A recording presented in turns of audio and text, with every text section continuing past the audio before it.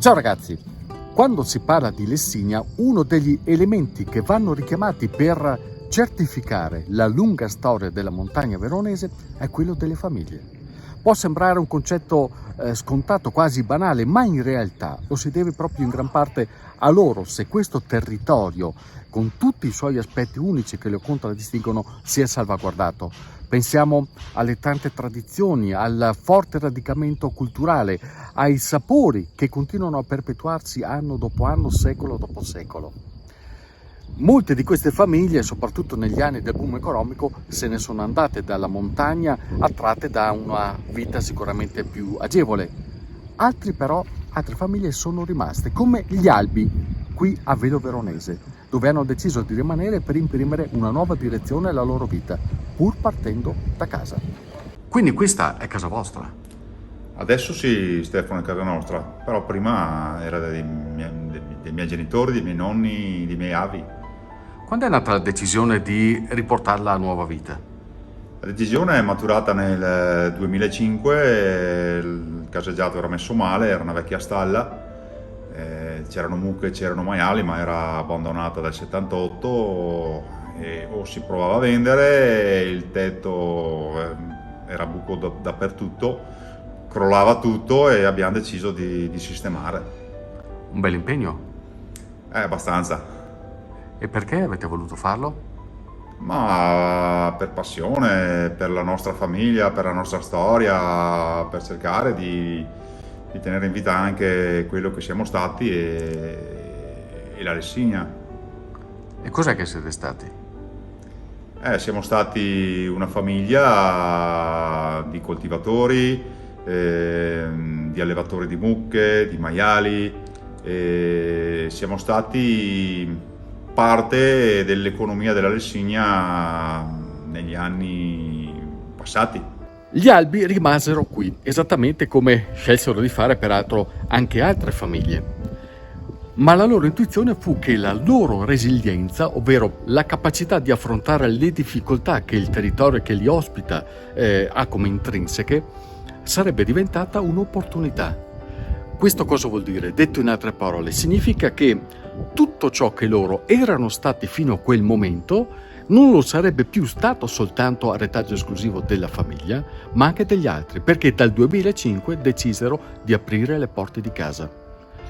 E questo per le genti di montagna, e lo dico senza timore di offendere nessuno, non è mai un passaggio semplicissimo. E adesso come vi inquadrate? Qual è il vostro ruolo adesso? Ma è una fase di transizione, l'economia sta cambiando, c'è il turismo esperienziale, siamo allevatori nel senso che alleviamo maiali, siamo artigiani perché raccogliamo il latte e facciamo formaggio, abbiamo incastrato anche l'attività di turismo con camere, con somministrazione di bevande, di alimenti, con queste cose qua, insomma.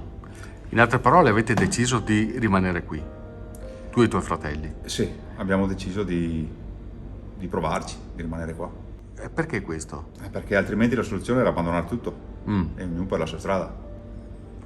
E quindi? Però sarebbe stato per noi un lasciare tutto, un abbandonare il nostro passato. È da dire che Francesco sa di poter contare su una squadra particolarmente efficiente e numerosa, perché tante sono veramente le mansioni che spettano a chi lavora qui dentro. Per esempio c'è Alfonso è il fratello, è il casaro, che fra l'altro è anche attualmente il presidente del consorzio di tutela del formaggio Monte Veronese DOP.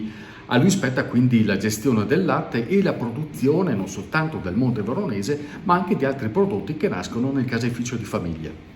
Poi c'è Giorgia, alla quale invece spetta il compito dell'accoglienza e dell'organizzazione e della gestione della spa bellissima, con questi locali suggestivi ricavati nella vecchia stalla e nella vecchia casa di famiglia.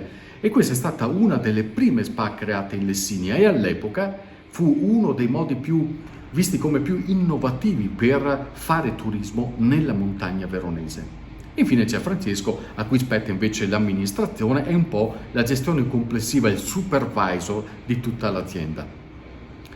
Poi naturalmente ci sono anche le mogli e i genitori, perché insomma i ruoli mansionali sono estremamente labili, nel senso che quando c'è bisogno di interagire tra i vari settori, nessuno si tira indietro.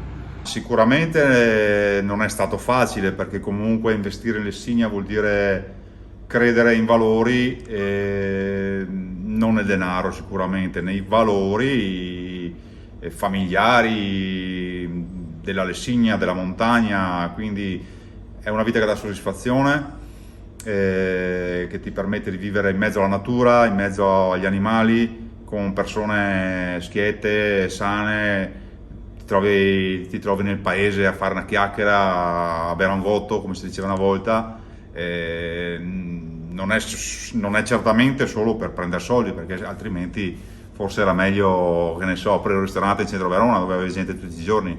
Qua è momenti di pace, di riflessione, di tranquillità, alternati a momenti dove c'è lavoro, ce n'è tanto, luglio, agosto, i sabati, le domeniche. Però è una vita, una scelta di vita, uno stile di vita. Lavorare in Lessinia non è sicuramente semplice, no? Si devono fare tanti compromessi con il clima, con l'ambiente, con la difficoltà di muoversi, eccetera. Quindi i costi sono diversi. Ma le persone che vengono qua da voi capiscono queste differenze, capiscono il valore del vostro lavoro che c'è dietro? Le persone che vengono qua sono intelligenti, perché come quelle che vanno in tutta la Lessinia, e capiscono sicuramente che non è facile, ma capiscono che ognuno nel suo settore cerca di dare il massimo. Quindi la nostra è un'attività di non solo ristorazione, ma facciamo anche caseificio e allevamento, facciamo pasta fresca, gnocchi di malga, quindi è un'attività un po' polivalente. Il tutto ci permette di sopportare, di sopperire magari alla mancanza di gente che c'è in certi periodi, quindi è dura, ma non è impossibile. Io credo che quello che hanno fatto gli Albi sia estremamente significativo. Non è difficile pensare che questa contrada, se non ci fosse stato il loro investimento, il loro intervento di recupero, sarebbe stata probabilmente venduta o ridimensionata o peggio ancora lasciata all'incuria. Invece grazie a loro è stato recuperato un pezzo importante di Lessinia, un pezzo importante per loro, perché qui c'è il loro cuore, ci sono le loro radici, ma anche per chiunque sappia apprezzare che cosa significhi veramente vivere la montagna. E ora queste radici rinnovate possono permettere di aprire e guardare verso nuovi orizzonti. I nostri sogni sono dare un futuro ai nostri figli, sono tenere viva la montagna, far sì che la Lessinia si ripopoli come era negli anni 70, negli anni 60, quando c'era veramente tantissima gente che viveva in loco. Qualcosa si sta muovendo, perché comunque ci sono molte persone che stanno cercando sistemazioni qua in Lessinia. E secondo te, secondo voi, quali sono gli step, i passi che si devono fare per creare un turismo importante ma consapevole?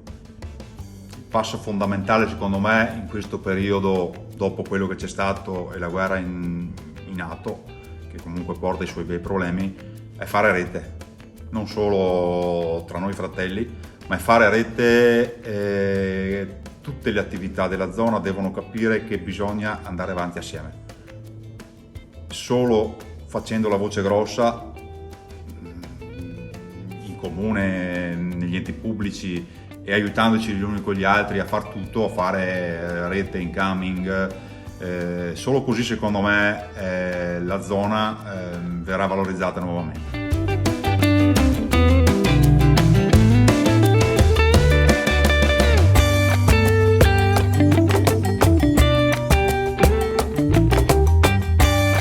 Francesco, Sì. complimenti, una storia bellissima quella di Via Verde, che continua. Il prossimo video però non sarà più Francesco protagonista, sarà questo signore qua, faccia poco rassicurante, ma è un presidente, quel del Monte Veronese, e ci svelerà come nasce il formaggio.